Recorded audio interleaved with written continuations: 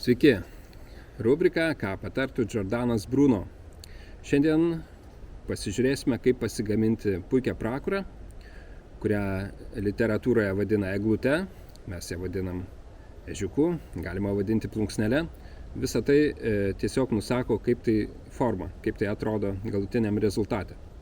Taigi, jums reikės iš didesnės malkos pasigaminti va tokį kvadratinį pagaliuką, maždaug piršto storio.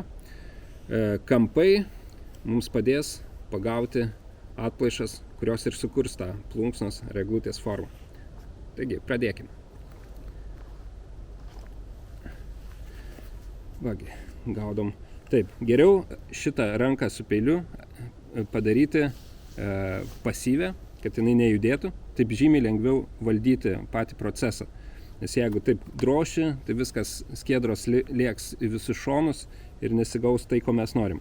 O laikant taip įremiant į batą, pavyzdžiui, traukti tiesiog link savęs ir gaunam va tokias va atplaišėlės ir dirbam toliau gaudydami kampus.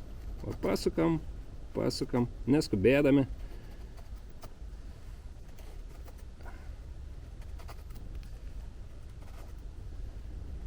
Svarbiausia, kad nenudrožti viso šito jūsų darinio, kad nenukristų, o viskas liktų vienoje vietoje. Tada žymiai lengviau ir ugnį užkurti. Taigi va, gerai va. Jau mažas pavyzdėlis.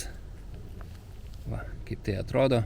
Galima padaryti labai didelį tokį debesėlį. Ugnis pagauna šitas atplaišėlės ir labai lengvai įsidega.